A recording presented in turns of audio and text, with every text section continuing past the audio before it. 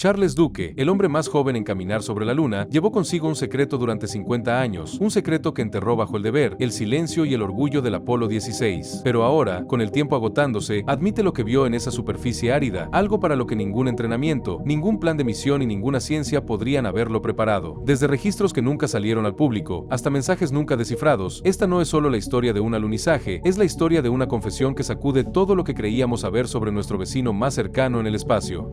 Número 5. La última gran apuesta de las tierras altas cuando se programó el Apolo 16. Cuando se programó el Apolo 16, los planificadores de la NASA sabían que esta misión tenía que ser diferente.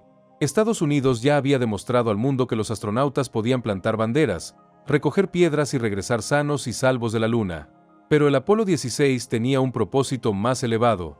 No se trataba de demostrar el funcionamiento de las máquinas, sino de profundizar en el misterio de la propia Luna. Los científicos creían que las muestras de las tierras altas lunares podrían finalmente responder a una de las preguntas más antiguas de la humanidad. ¿Cómo se formó la Luna y qué papel desempeñó en la historia de la Tierra? Las misiones Apolo anteriores alunizaron en llanuras más suaves llamadas María. Estas zonas planas eran más seguras y de fácil acceso, pero no albergaban las rocas más antiguas. Las tierras altas eran diferentes. Eran escarpadas, antiguas, y se creía que eran los huesos expuestos de la corteza lunar. Las tierras altas de Descartes, el objetivo del Apolo 16, nunca habían sido visitadas antes. Algunos expertos argumentaban que la región era volcánica.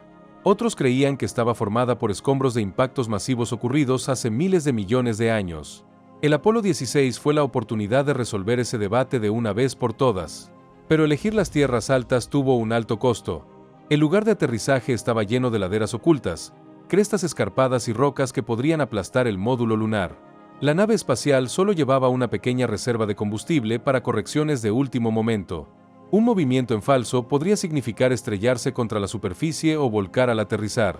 A los ingenieros les preocupaba que el módulo de aterrizaje se hundiera en una profunda capa de polvo o se deslizara por una pendiente invisible. Ensayaron cada escenario en innumerables simulaciones, pero ninguna prueba logró capturar la realidad de un aterrizaje en un terreno tan peligroso. Aún así, la NASA aceptó la apuesta.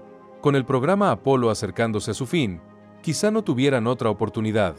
El peso de esa decisión recayó sobre Charles Duke, el hombre más joven en caminar sobre la Luna. Sabía que cada segundo importaba. Un pequeño error en la navegación, la recolección de muestras o el manejo del equipo podía costar un tiempo precioso, y el tiempo era vida. Cada caminata lunar era una carrera contra el oxígeno, la batería y el agotamiento. Duke y el comandante de la misión, John Young, comprendieron que no solo estaban explorando, tenían la responsabilidad de demostrar que el Apolo aún tenía el poder de proporcionar ciencia que justificaba el riesgo y el coste de abandonar la Tierra. Pero el Apolo 16 no fue solo la historia de un aterrizaje en las tierras altas. También se trataba de los 3 hombres que cargaron con ese riesgo. John Young, el comandante, ya era una leyenda en la NASA. Para 1972, había volado en la Géminis 3, orbitado la Luna en el Apolo 10 e incluso metió de contrabando un sándwich de carne en conserva al espacio como broma. Era tranquilo, disciplinado y de confianza absoluta.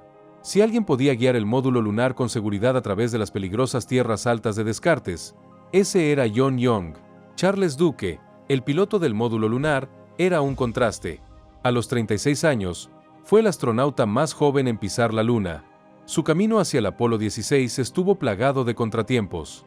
Mientras servía como tripulante de reserva del Apolo 13, expuso accidentalmente a su compañero Ken Mattingly a la rubéola. Eso obligó a la NASA a reemplazar a Mattingly pocos días antes del lanzamiento. Duke cargó con la culpa de ese momento, pero también le dio una segunda oportunidad. Para el Apolo 16, estaba decidido a demostrar que era un astronauta hábil y capaz de rendir bajo presión. Luego estaba Ken Mattingly, el piloto del módulo de mando. Si alguien entendía el dolor de un mal momento, era él. Perder su asiento en el Apolo 13 significó también perder la oportunidad de ser recordado como parte de la tripulación que sobrevivió a uno de los rescates más grandes de la historia. El Apolo 16 fue su redención. Mientras Young y Duke exploraban la superficie, Mattingly orbitaría la Luna solo en el módulo de mando, Casper, para asegurar que sus compañeros pudieran regresar sanos y salvos. Su rol era solitario, pero vital. Lo que hizo a esta tripulación extraordinaria no fue solo su experiencia, sino también su resiliencia. Número 4. Entrenamiento para lo desconocido. A pesar de toda la gloria de caminar sobre la Luna, el camino al Apolo 16 se construyó a base de sudor, repetición y preparación para peligros que ningún ser humano había enfrentado jamás. El entrenamiento no fue glamuroso. Fue agotador, implacable y, a menudo, desalentador. Sin embargo, sin él, John Young, Charles Duke y Ken Mattingly jamás habrían sobrevivido, y mucho menos convertido el Apolo 16 en una de las misiones más ambiciosas de la historia de la NASA. Se les pedía que dominaran máquinas en suelo alienígena, recolectaran muestras valiosas en condiciones brutales y lo hicieran todo con la cuenta regresiva constante de su soporte vital funcionando de fondo. El entrenamiento debía prepararlos para lo desconocido. Gran parte de esa preparación se centró en lo que podría salir mal. La NASA lo simuló todo: fallos de motor, averías del rover, cortes de comunicación e incluso crisis médicas, como la rotura de un traje o una enfermedad repentina. Los astronautas practicaron cada escenario hasta que sus reacciones se volvieron instintivas. En un ejercicio sombrío, Duke tuvo que practicar qué hacer si Young se desplomaba durante un paseo lunar. ¿Podría arrastrar a su comandante de vuelta al módulo lunar en gravedad reducida mientras se mantenía erguido con un traje rígido? En otro, ensayaron cómo continuar la misión si el rover lunar no arrancaba. ¿Qué tan lejos podrían caminar antes de que se agotara el oxígeno? Estos simulacros eran agotadores, pero marcaban la diferencia entre la vida y la muerte. El propio rover lunar fue el eje central de gran parte del entrenamiento. A diferencia de las tripulaciones anteriores, Young y Duke no se verían limitados a caminar hasta el módulo de aterrizaje. El rover les dio libertad para explorar kilómetros a través de las tierras altas, pero también introdujo nuevos riesgos. Si se averiaba lejos de casa, ¿podrían regresar a pie? ¿Podría sortear las pronunciadas pendientes y los profundos cráteres de la región de Descartes? Los ingenieros construyeron paisajes lunares artificiales en la Tierra, llenos de rocas y crestas, para poner a prueba los límites del rover. Duke y Young pasaron horas saltando sobre estos obstáculos, aprendiendo a controlar la máquina en un mundo donde la gravedad tiraba con solo una sexta parte de la fuerza de la Tierra. El rover podía extender su alcance, pero también dejarlos varados en un aislamiento mortal. Incluso los trajes se convirtieron en parte del campo de batalla. Eran maravillas de la ingeniería, capaces de proteger contra el calor letal, la radiación y el vacío. Pero también eran pesados y rígidos. Imagina intentar recoger una piedra con armadura, guantes gruesos y un casco que te dificultaba la visión. Duke y Young practicaron sin parar con esos trajes, levantando herramientas, blandiendo martillos y recogiendo piedras hasta que los movimientos se convirtieron en algo natural. Aprendieron a conservar energía, a agacharse sin caerse y a estabilizarse en un lugar donde incluso un tropiezo podía ser catastrófico. La geología también se convirtió en un elemento central de su formación. La NASA quería algo más que fotografías heroicas. Necesitaban descubrimientos científicos. Los geólogos entrenaron a los astronautas para interpretar la Tierra, detectar rocas moldeadas por volcanes, reconocer señales de impactos y recolectar muestras que pudieran revelar la historia de la Luna. Las excursiones los llevaron a cráteres en Arizona, campos de lava en Hawái y cicatrices de impacto en Canadá. Allí, Duke practicó dar descripciones rápidas y precisas por radio, tal como lo haría en la Luna. Su voz se tensaba dentro de un casco mientras su aliento empañaba la visera. El objetivo era transformar a los pilotos en científicos capaces de traer a casa conocimiento, no solo piedras. Número 3. Vida en la Luna. El 20 de abril de 1972, tras días navegando por el vacío del espacio, el módulo lunar Orión del Apolo 16 aterrizó en las escarpadas tierras altas de Descartes. El aterrizaje fue suave, pero lo que recibieron Charles Duke y John Young fue todo menos pacífico. Ante ellos se extendía un campo de batalla de piedra, cráteres irregulares, rocas imponentes y polvo gris que se aferraba como ceniza a todo lo que tocaba. Cuando Duke salió y sintió el suelo lunar bajo sus botas, su voz se quebró de incredulidad. «Estoy en la Luna. ¿De verdad que estoy en la Luna?» La primera excursión duró más de 7 horas. Cada roca, cada palada de tierra era una reliquia de la historia cósmica. Para Duke, no era solo ciencia, era estar en la cuna de mundos. Luego llegó el primer viaje a través de la Luna. El rover lunar, de apariencia frágil, parecía un juguete en la inmensidad del desierto. Pero cuando Young lo puso en marcha, la Luna se abrió de par en par ante ellos. En lugar de recorrer un pequeño espacio cerca del lugar de aterrizaje, ahora se adentraron kilómetros en territorio inexplorado. El rover rebotó ligeramente en la débil gravedad, lanzando polvo en arcos brillantes que descendieron lentamente. Recorrieron más de 5 kilómetros en ese primer viaje. Al tercer día, habían llegado más lejos que cualquier tripulación anterior, subiendo colinas, cruzando cráteres y transportando más de 90 kilos de roca y tierra lunar. Algunas de estas muestras demostrarían posteriormente que la Luna alguna vez estuvo llena de fuego, marcada por antiguas erupciones volcánicas. Pero la vida en la Luna era agotadora. Los trajes eran pesados, el movimiento era torpe e incluso las tareas más sencillas les quitaban fuerzas. Aún así, siguieron adelante. De noche, apretados dentro del módulo lunar, contemplaban un horizonte inalterado por el tiempo. Para el mundo, el Apolo 16 fue un éxito rotundo, una misión de ciencia, descubrimiento y triunfo. Sin embargo, para Charles Duke, también fue el momento en que guardó un secreto inexplicable, porque en el silencio, cuando todo parecía normal, vio algo que no debería haber estado allí.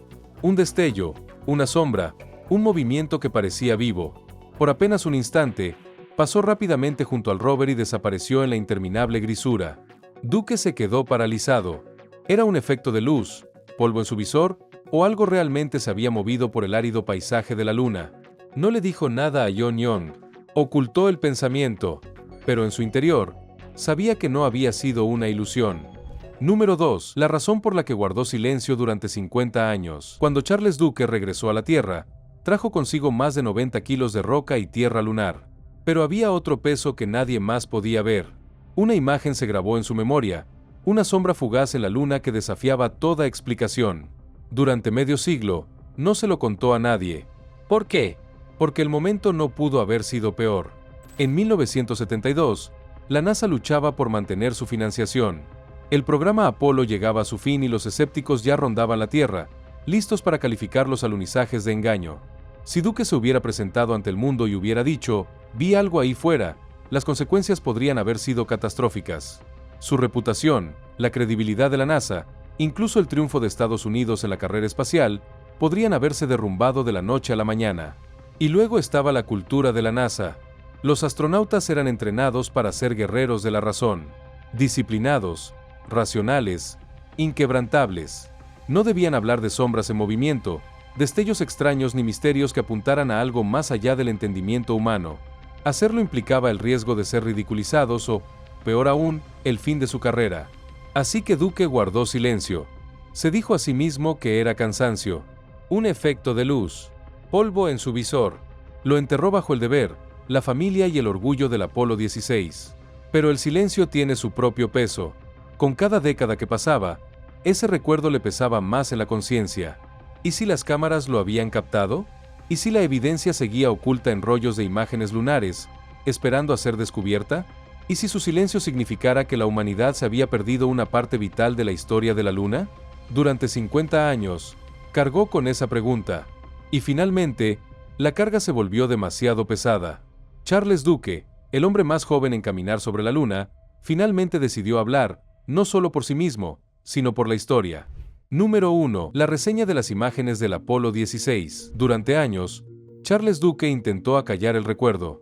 Se decía a sí mismo que era agotamiento, una ilusión mental tras interminables horas dentro de un pesado traje en suelo alienígena. Pero el silencio no borra la memoria, solo la agudiza. La imagen de esa sombra, rápida y deliberada, se aferró a él como un sueño que se negaba a desvanecerse. Décadas después, a medida que la tecnología avanzaba y las imágenes del Apolo se digitalizaban con mayor claridad, Duke ya no podía ignorar la pregunta que lo atormentaba. ¿Y si las cámaras hubieran visto lo que yo vi? Por fin, lo pidió. Los archivos del Apolo 16 contenían cientos de horas de película granulada del rover lunar, el módulo y los propios astronautas. Cada rebote de las ruedas del rover, cada tropiezo en baja gravedad, cada tramo de las tierras altas, estaba preservado. Y oculto en esos carretes estaba el momento que Duke había enterrado durante 50 años. Al reproducir la grabación, ya no era solo su recuerdo. Ahí estaba. Movimiento, no un efecto de luz, no estática en la película. Una figura oscura se deslizaba por el horizonte lunar a una velocidad imposible. Duke se quedó paralizado mientras observaba. No era solo una imagen borrosa, tenía escala. Contra el rover, que se extendía 3 metros de largo, la figura parecía enorme, quizás incluso más grande. Y entonces, de repente, desapareció. Ni polvo, ni rastro. Solo preguntas. En ese instante, medio siglo de silencio se hizo añicos. Lo que había dudado, negado y enterrado en lo más profundo de su ser quedó grabado en película para que todos lo vieran. No lo había imaginado. Había visto algo real en la Luna. Para Charles Duke, El Apolo 16 nunca volvería a ser recordado únicamente como un triunfo de la ciencia y la exploración. Se había convertido en algo más, la misión donde el Solo presenció un misterio que aún hoy desafía toda explicación. Nos vemos en el próximo video.